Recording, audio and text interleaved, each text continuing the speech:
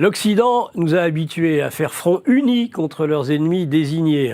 Son manichéisme ne s'embarrasse ni de subtilités géostratégiques, ni de remise en question du bien fondé de ses interventions militaires. Il faut lutter contre la dictature, les régimes illibéraux, les génocideurs de tout poil et revendiquer le combat pour la démocratie et l'état de droit, quitte à faire la guerre pour la paix. Allez, comprendre. En Ukraine, l'empire du bien semble avoir perdu au fil du temps sa belle assurance et sa cohésion d'ensemble. L'Occident est à la croisée des chemins, aller vers l'escalade ou engager des négociations de paix. Mais quelle paix? Ou plutôt, quel cessez-le-feu? Autant les objectifs de Poutine sont clairs et n'ont pas varié depuis le début du conflit, autant les buts de guerre de l'OTAN et de son proxy ukrainien restent nébuleux. L'État profond américain semble divisé, tandis que les Européens n'ont ni les mêmes visées géostratégiques, ni surtout les mêmes intérêts dans la bataille.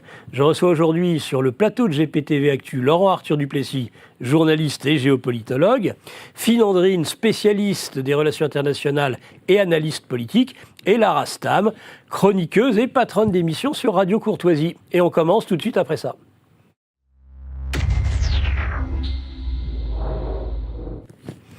Voilà, hop, c'est le magazine de géopolitique profonde, le 16e. Nous avons un excellent article, nous l'avons entendu ce matin, c'était Dimitri de Koshko, sur la guerre entre l'OTAN et la Russie. Il ne parle plus, lui, de proxy, il ne s'embête pas de ce genre de détails. C'est bien une guerre entre l'OTAN et la Russie, Poutine l'a dit. Elle pourrait même, de guerre froide entre l'OTAN et la Russie, devenir une guerre chaude, si par exemple on autorisait dans la profondeur des missiles dans les jours et les semaines à venir dans ce conflit. On n'en est pas là, semble-t-il. On va en parler avec nos invités tout de suite. Et donc, le premier de mes invités, évidemment, c'est la personne avec qui je fais ces formats et je suis très heureux de pouvoir le retrouver chaque semaine. Nous sommes tous les deux, lui comme moi, des patrons d'émissions sur Radio Courtoisie. C'est Laurent Arthur Duplessis. Bonjour. Bonjour Nicolas.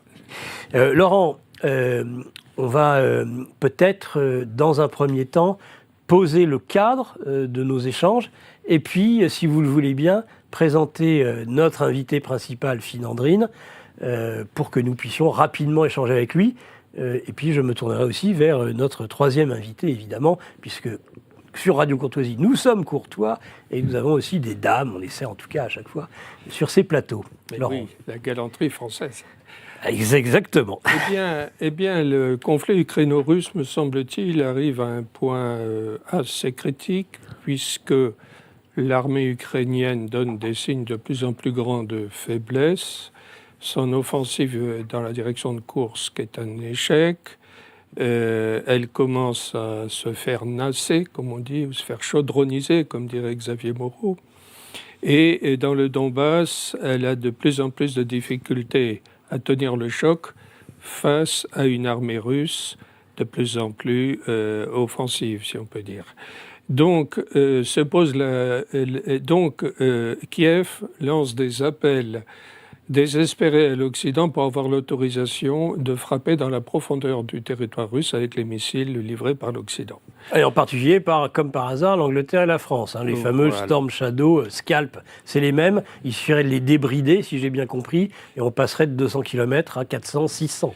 Mais pour cela, il faudrait tout de même bénéficier de la bulle de protection électronique américaine, parce que les satellites. Voilà, exactement. Et il y a une bulle satellitaire, etc. Parce que si les missiles livrés par les Français et les Anglais étaient utilisés par les Ukrainiens sans la bulle de protection électronique américaine, ils se feraient tous démolir par les défenses russes sans problème. Donc, ça veut dire que pour que ces missiles anglais et français soient utilisés efficacement, il faut que les Américains mettent à contribution cette fameuse bulle de protection. Donc, Washington a très peur d'être à ce moment-là dans la belligérance la plus évidente, puisque là, l'implication serait très très forte du point de vue électronique. Force est de constater que Biden est debout sur les freins et, je dirais, le Pentagone est aussi debout sur les freins. Ce sont les excités du département d'État, de l'État profond, Donc Jacques Sullivan, Oui. La CIA.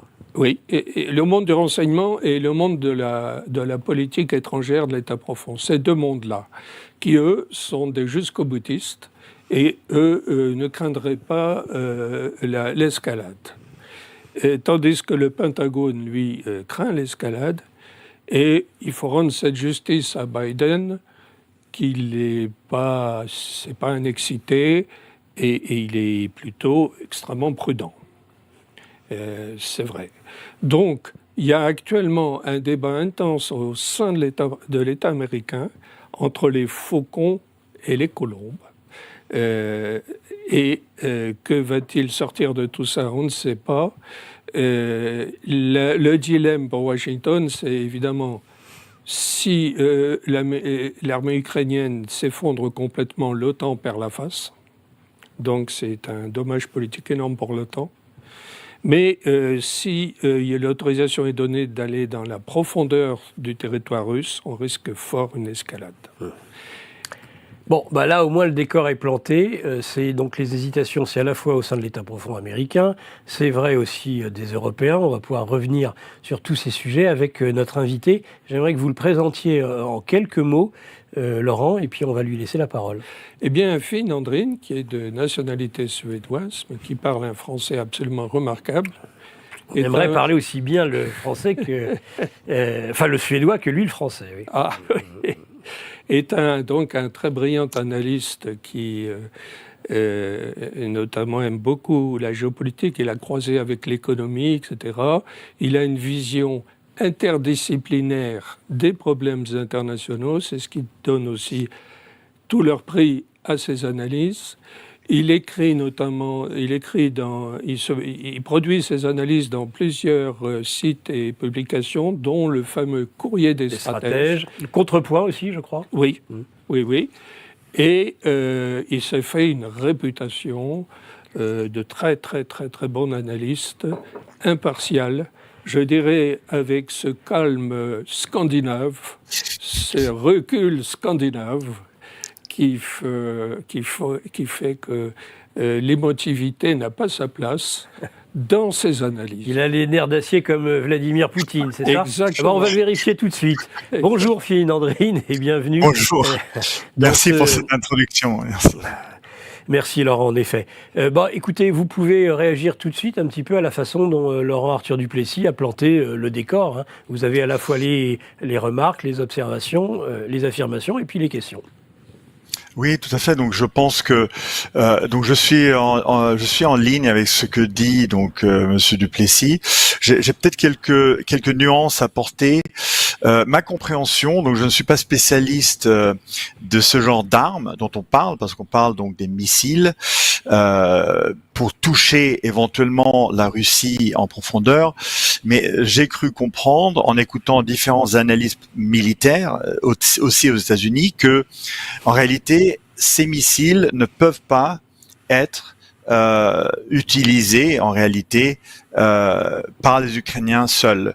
Donc, je pense que j'irai peut-être un peu plus loin que Monsieur Duplessis. Il y a des logiciels qui ne peuvent pas être accédés, qui ne peuvent pas être utilisés parce qu'ils nécessitent des formations. Il y a également, il faut entrer en réalité toutes les coordonnées des cibles d'une manière quand même qui n'est pas évidente quand on n'a pas de formation. Il y a aussi une mainmise, et ce que j'ai pu comprendre, c'est que les missiles Storm Shadow également ont des logiciels américains qui nécessitent l'interaction de militaires américains, même en ce qui concerne le Storm Shadow, et ça s'explique aussi en partie la raison pour laquelle le cabinet anglais, donc Monsieur Starmer et d'autres, sont partis aux États-Unis pour demander une autorisation qu'ils n'ont pas reçue ou qu'ils n'ont pas encore reçue.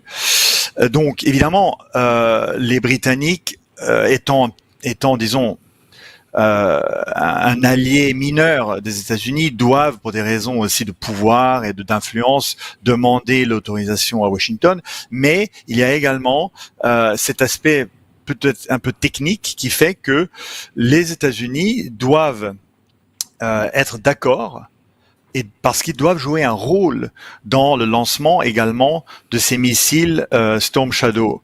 Et ça, je pense que c'est important, et c'est quelque chose que les Russes ont reconnu. Si vous regardez l'entretien qui a été donné, et ça c'était planifié, l'entretien de Monsieur Poutine la semaine dernière, où il a averti les Occidentaux, il y a un passage de cet entretien qui est assez intéressant, où il dit notamment cela, et où il dit que les Ukrainiens ne seraient pas capables en réalité de lancer ces missiles eux-mêmes. C'est pour ça que il faut faire une différence entre les drones qui sont lancés pratiquement tous les jours par les Ukrainiens sur le territoire russe et ces missiles qui sont pilotés par les Occidentaux. Et c'est là où les Russes font une différence. Les Russes ne font pas tellement une différence quant à la létalité de la missile. Ils font une différence quant à la responsabilité. Et c'est là où donc Poutine a dit, nous considérerions dans ce cas que les Occidentaux, à voir qui, mais britanniques, américains, en l'occurrence, seraient en guerre contre la Russie. Donc il n'a pas dit que la Russie serait en guerre. Donc il y a toutes les nuances qu'il faut écouter. Il a dit qu'il considérerait que les Occidentaux, à voir ensuite qui, seraient en guerre contre la Russie, et que la Russie, dans ce cas, souhaiterait ou prendrait les mesures. Et ensuite, si on revient un petit peu sur, cet élément qui consiste à dire qu'il y a une divergence aujourd'hui. Et ça, c'est clair. C'est ce que au sein du camp du bien. C'est ça. Normalement, le bien est un, et l'erreur est multiple. On a l'impression que justement, c'est l'inverse, là, bon sang.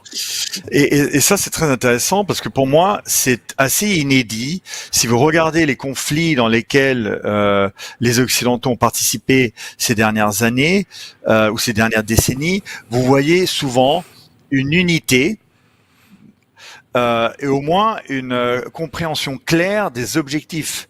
Les objectifs sont généralement assez clairs. Ex-guerre de Yougoslavie, Irak, Afghanistan, etc. Donc aujourd'hui, nous sommes dans une situation assez inédite. Je pense que elle est très intéressante. Elle est évidemment très perturbante, assez dangereuse. Mais en tant qu'analyste, il faut évidemment essayer de l'analyser. Et nous sommes dans une situation où ce sont les Russes, comme vous avez dit dans votre introduction, qui sont très très clairs en réalité.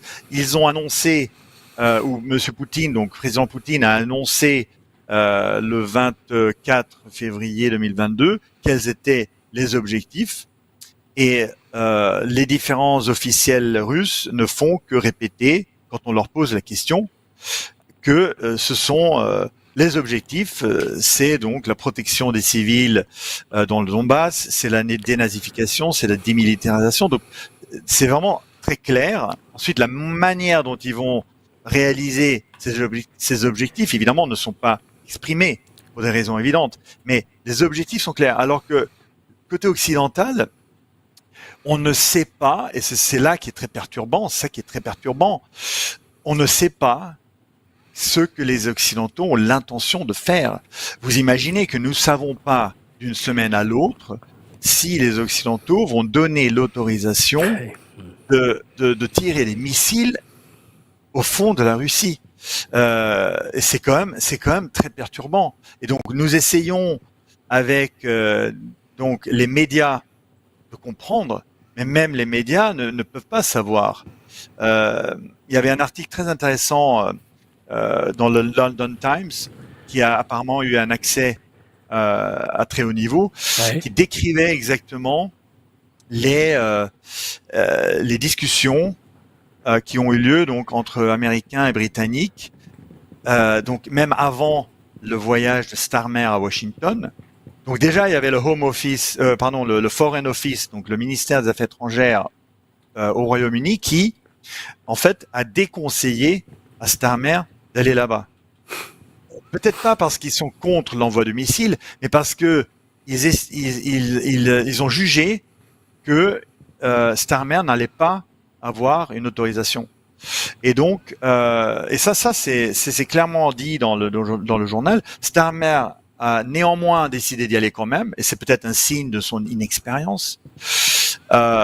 Et en fait, le journal explique également que dans cet article qui a été assez cité, explique que en fait Sullivan, qui est donc le responsable de la sécurité nationale au sein de la Maison Blanche, c'est lui en réalité qui était contre, disons, cette décision. Pour Biden, je ne sais pas. Je pense que nous allons voir. Et en fait, comme dit Monsieur Duplessis, donc effectivement, le ministre de la Défense, donc Lloyd Austin, et le Pentagone sont contre. Ils sont prudents, ils comprennent le risque. Et vous avez donc Blinken et le département d'État qui sont, comme vous avez dit, des faucons et qui sont prêts à prendre le risque. Leur excuse, c'est de dire que la Russie bluffe. Ouais. Mais je ne suis pas sûr s'ils le croient réellement ou si c'est tout simplement une manière de, disons, de présenter les choses. Mais ce qui est donc assez dangereux, c'est une décision quand même assez conséquente et nous ne savons pas réellement aujourd'hui qu'est-ce qui va se passer. Et c'est assez inédit en Occident, donc il faudrait aussi que les journalistes intègrent cet élément-là et aillent réellement essayer de chercher et aussi de pousser les dirigeants à, disons, prendre des décisions. Je sais que c'est beaucoup demandé. C'est peut-être beaucoup leur demander à ces journalistes, Finandrine, absolument. Pardon, monsieur, je suis confus, j'ai garé mon briquet. On a aussi tendance à jouer avec le feu. Google, qui est une création de la CIA. L'équipe de Géopolitique Profonde vous donne le meilleur de l'actualité brûlante. Mais en échange, on veut un geste de votre part. Merci de ce geste d'amour. On vous le rendra. Ravi.